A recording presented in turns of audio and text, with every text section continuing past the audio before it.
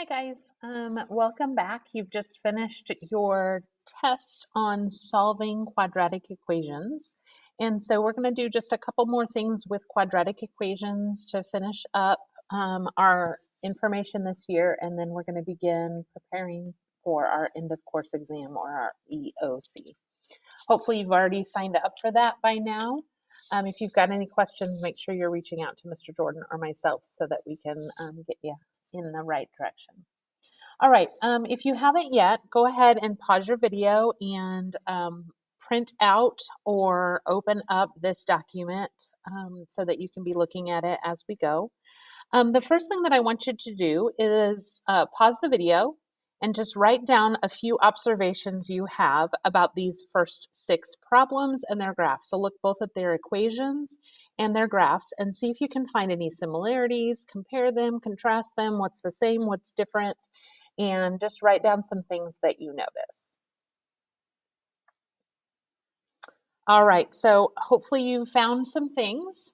Probably the most obvious being the shape of all of these. They all have the same shape. It's a U shape. And so we're going to start by filling out some vocabulary. It's at the top of your sheet up here, but it's all based on those observations you made. So hopefully some of these things are things that you have seen. All right, so the first thing that I hope you noticed is that every equation that you saw was in what we call standard form. Now, we've talked about this several other times in our last couple of units, but standard form is always in that form ax squared. I'm going to start over here, guys. I've got that spot on my screen. Ax squared plus bx plus c. Again, this should sound familiar because we've talked about things like the AC method, and then we talked about the quadratic formula needing the A, the B, and the C. So standard form, when we talk about a quadratic, the first thing is we typically write that quadratic in standard form. The shape that it makes, just like we talked about here, is always a U shape. It's called a parabola. And this parabola is the U shape. It's always the shape of a quadratic. So it's the graph of a quadratic function. We'll always make this U shape. So quadratic are the equations that have the x squared and then an x term and then a number term. All right, then I hope that you notice that each one of these has either a lowest point or a highest point. That's what's called the vertex. And so the vertex is, again, either the lowest or the highest point. It's the point which that equation changes direction. All right, so it's the point that the graph changes directions.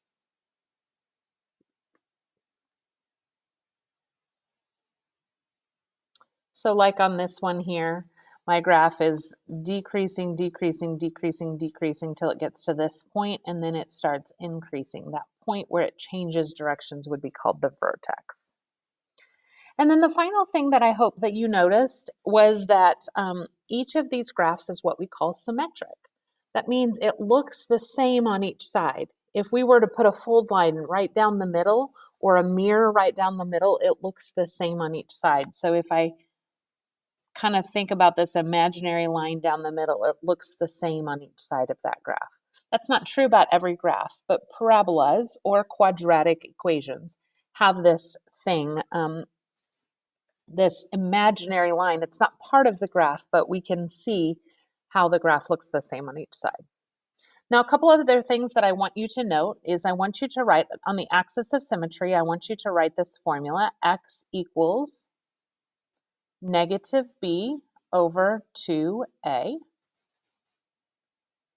And then on the vertex, I want you to write that negative b over 2a comma, and then I want you to write the words plug in.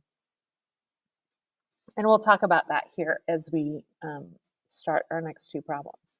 There's one other question at the bottom of your page here that says, how do we know if a parabola is going to open up, that means looks like this, or open down like this? And I hope that was the last thing that you noticed, is when we have a negative in front of the x squared, or the leading coefficient is negative. When my a value is negative, that's 3 ways of saying the same thing.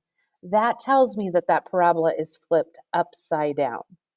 Otherwise, if that leading coefficient is positive, it's flipped right side up. All right, so let's go ahead and start working a few of these problems. We'll do a few together and then I'll have you pause the video and do a few on your own.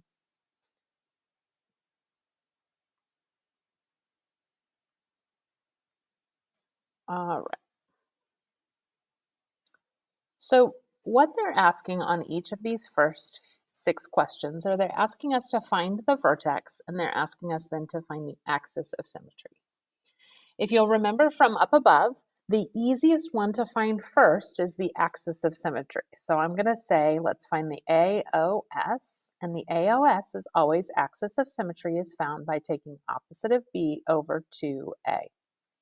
So I hope you remember from our quadratic formula problems, A, B, and C. They're in order, A, B, and then C. So B, in this case, would be negative 12. So the opposite of B would be positive 12. Divided by 2 times A. A is 2, so 2 times 2 is 4. So 12 divided by 4 gives me an answer of 3. So my axis of symmetry is x equals 3. Okay, and so what that means is if I come over here to the x equals 3, 1, 2, 3, and I drew that imaginary line, I should see that the graph looks the same on both sides. And in this case, it does. All right, now to find the vertex, guys, you've done half of the work because the first half of the vertex is the axis of symmetry. So we already know the x value is 3. To find then the y value, I'm just going to plug 3 into my equation. Everywhere I see an x, I'm going to replace it with a 3. I'm just going to make sure I put that in parentheses before I put it in my calculator. So when I type it in my calculator, I'll say 2 parentheses 3 squared, that's 2x squared, minus 12 times 3, and then plus 20. And so I'm just going to grab my calculator and type that in just the way I see it. And I have 2 parentheses 3 squared minus 12 times 3 and then plus 20. And I get an answer of 2. That tells me my vertex point is at the point 3, 2. So over 3 up 2, I can check based on this graph that that is the point where it changes directions. Now, I'm sure some of you are already saying, why did we do all of that algebraic work when I could just look at the graph and determine both of those things? And you're absolutely right, we could. But our goal for today is to be able to draw this graph without having any of this information. And so I'm trying to help you stair-step your way through that because it's kind of a big process by the time we get to the end. Let's skip over and try number 3 together. All right, so the first thing I'm going to look for is that axis of symmetry. And so the axis of symmetry is the opposite of B over 2A. So again, I'm looking at my A, which is -1, my B, which is 8, and my C, which is -17. In this case, the opposite of B would be -8. And then 2 times A, well, 2 times -1 would be -2. And -8 divided by -2 is an answer of 4. So my axis of symmetry is at 4. Again, I'm just checking to see, does this seem to make sense? So if I come over to the x, 1, 2, 3, 4, it does seem like there's an imaginary line there where the graph looks symmetric on either side of that. So then to find the vertex, I just take that x value and plug it in, and I end up with a value of -4. Remember, I put it in parentheses. I'm sorry, I should have a negative on the outside and then -4 squared plus 8 times, okay, let me start over. X was 4, so I'm going to put the negative on the outside, and then inside the parentheses, I'm going to have a +4 squared, and then 8 times +4, and then finally -17. Then I'm going to use my calculator again, making sure I've got those parentheses and everything. So negative, and then I'm parenthesis 4 squared plus 8 parentheses 4, and then minus 17, and I get a solution of negative 1. So that tells me my vertex should be at 4, comma, negative 1. And so again, I'm checking my work by going over to 4, down to negative 1, and I can feel confident about that answer. So I'm going to ask you to pause the video right now and work on questions 2, 4, 5, and 6.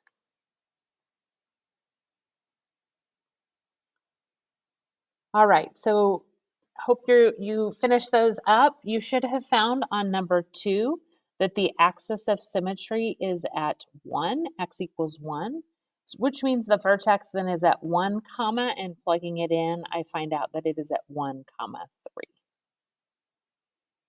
Number 4, you should have found that your axis of symmetry was at negative 1, so x equals negative 1. And then plugging that value in, you should have gotten the point negative 1, 3. Number 5, axis of symmetry should be at x equals negative 1. And then plugging that in, we should be at negative 1, negative 1. And finally, number 6, when we find our axis of symmetry, we find out that it's at x equals 4. And then plugging that value in, we find that the vertex is at 4, comma, negative 4. Let me know if you have any questions on that, but that's helping us find the axis of symmetry and the vertex, which is going to be the first step in learning how to graph these quadratic equations. All right, moving on to the next page. The directions here now say find the solution for each quadratic formula. So that goes back to the last chapter. We had 3 ways to find solutions. We could use factoring, quadratic formula, or the square root method. Then it asks me to find the vertex and axis of symmetry. So that's what we just have practiced. And then use that information to see if we can match our information, our equations, to some specific graphs. So let's jump in and get started here. All right, so this first one, if I'm finding the solution, I think this one looks like it could be an easy factoring. So I'm going to start by looking for factors of 8, which are 1 and 8, 2 and 4. Oh, 2 and 4 gets me that sum of 6. So I could say my factors are x plus 2 and x plus 4 is equal to 0. Then I'm going to break that apart and say that means that x could be negative 2 or x could be negative 4. So those are my solutions. The next thing I'm going to do is find the vertex. So the vertex would be x equals the opposite of b over 2a. So in this case, my a is 1, b is 6, and c is 8. So the opposite of b would be negative 6 divided by 2 times a, which is 2 times 1. Negative 6 divided by 2 is negative 3. So finally, my vertex would be negative 3 comma something. I'm going to plug that value in. So negative 3 squared plus 6 times negative 3 plus 8. When I type that in, I get negative 3 squared plus 6 times negative 3 plus 8. I get a solution of negative 1, which means my vertex is at negative 3 comma negative 1. All right, so a couple of other things that we kind of learned from last time is since my a value is positive, I know this is going to be a graph that's pointed up. I know that my vertex is going to be at negative 3, 1. And then I'm going to somehow use this information, negative 2 and negative 4. So I'm going to come down to my pictures of my graphs here. And my work is here coming with me so that I've got it. And I'm going to see if I can figure out which of these graphs might work here. So I'm looking for a graph that has a solution, or I mean a vertex at negative 3, 1. So I look at this first one, negative 1, 2, 3, negative 2. So it can't be A. So then I come to B, negative 3, negative 1. Looks like it might be B. So let's see if we can figure out how these solution points help us out. Do you notice that those 2 solution points happen right here where the parabola, the U shape, crosses over the x-axis. In other words, x is equal to -2 and x is equal to -4 because that's where it crosses the x-axis. So the solutions can help me graph my picture because I can figure out where the vertex is, I can figure out where the solutions are, and then I can use those points to help me graph my parabola. Let's try another one. So I'm going to erase this work and I'm going to move back up to question number 8 here. So this one starts by saying 2x squared plus 12x plus 18. So again, if I'm asked to solve this one, because there's a leading coefficient, factoring might be a little bit harder. But what I notice is this is actually a GCF problem. So x squared plus 6x plus 9. And then I can work on trying to factor this. So can I find two numbers that multiply to get 9 that add together to get 6? Well, let's see. I can take 1 times 9 or 3 times 3, and 3 times 3 would work. Guys, I think there's a mistake on this one. So can you bear with me for a minute? Instead of saying plus 18, let's make this plus 16. All right, so again, same kind of thing, but now I've got a plus 8 over here. And so I'm going 1 and 8, 2 and 4, and I'm going to stick with the 2 and 4. Just like the last one, this becomes x plus 2 and x plus 4 is equal to 0. And I have to remember I have that 2 out front. Well, this can still be done using the zero product property, but this time I've got either 2 equals 0 or x plus 2 equals 0 or x plus 4 equals 0. We know that this one will never be true because 2 will never equal 0, but these other two will get solutions at x equals -2 and x equals -4. All right, so again, what we learned last time is that tells me I'm looking for a solution that crosses, or graph that crosses at -2 and -4. And it looks like A and B, either one could be this choice.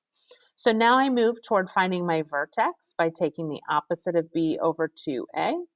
In this case, that would be -12 over 2 times 2, which is 4. That gives me -3.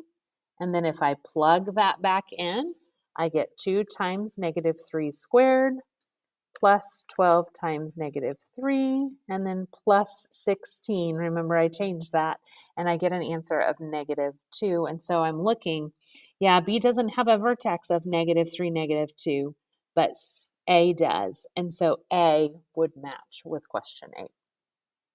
Now, you probably have already guessed that 9 is going to match to C, but would you go ahead and take a minute and find both the solutions and the vertex and see if you do truly get question 9 to match with C.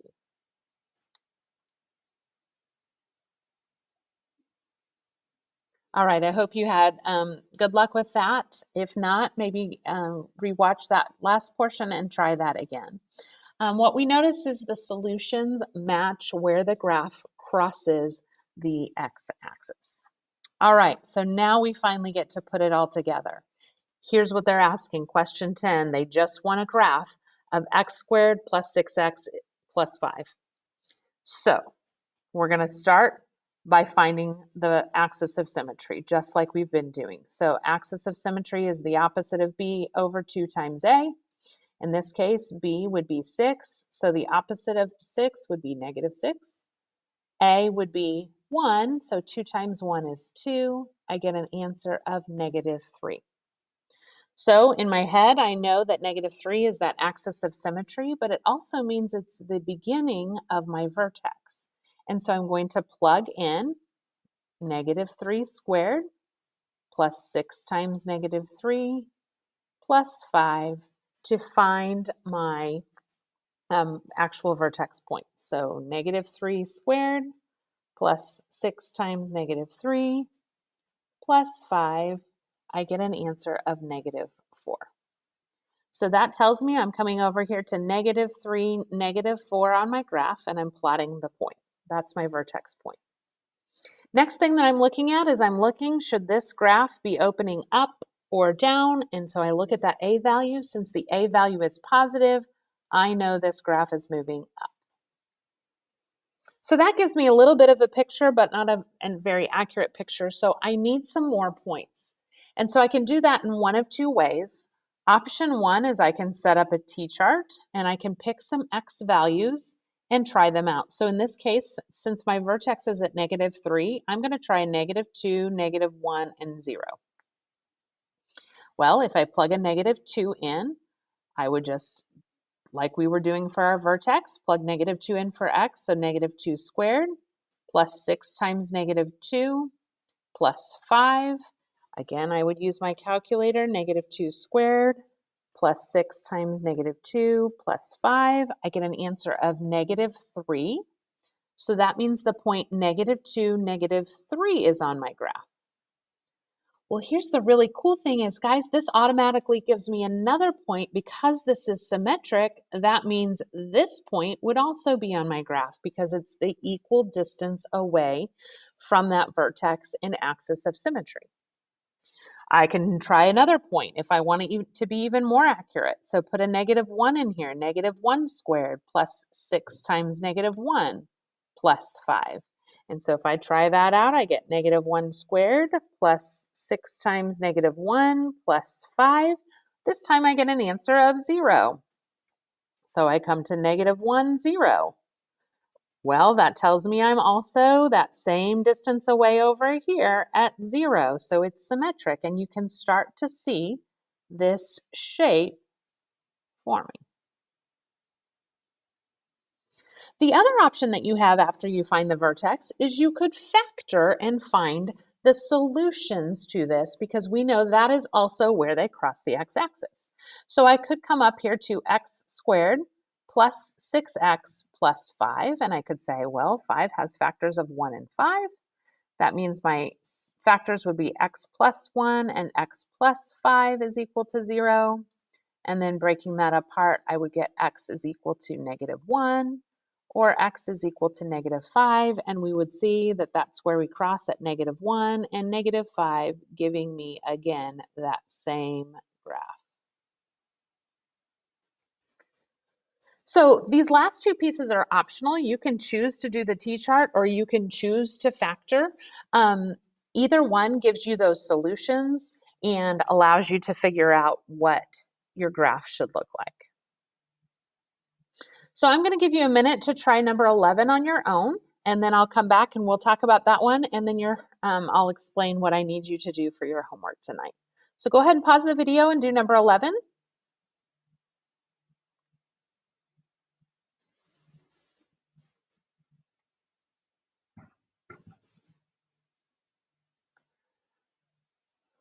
All right, so hopefully you've had a chance to do this. So vertex would be opposite of B, that's 8, divided by 2 times A, in this case that's 2, so it gives me an axis of symmetry of 4. Then when I plug that back in, I end up with -4. So my vertex is at 4, -4. I'm going to choose this time, instead of using a t-chart, I'm going to choose to try to factor this one. So x squared minus 8x plus 12. I'm going to see what can I multiply to get 12. Well, 1 and 12, 2 and 6, 3 and 4. It's a positive 12, so everything's positive, but I can't add to get -8 unless I make everything negative. So I find that at -2 and -6 work, so x minus 2 and x minus 6 is equal to 0, which gives me solutions of +2 and +6. So I come over here to the +2 and to the +6. Those are equal distances away from my vertex, and so then I can draw my U-shaped graph here of what this parabola should look like.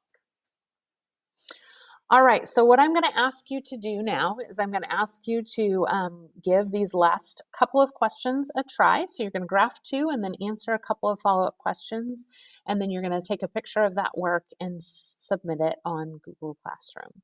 Guys, if you've got questions about this, the key things that I want you to know is that these quadratic equations always make this U shape, And the way that we can find that is a combination of finding the vertex and then either solving to find our solutions or making a t-chart, picking some values to find out where some other points are so that we can graph that U-shape. I hope that makes sense and helps. Let us know if you've got questions. We'd be happy to meet with you.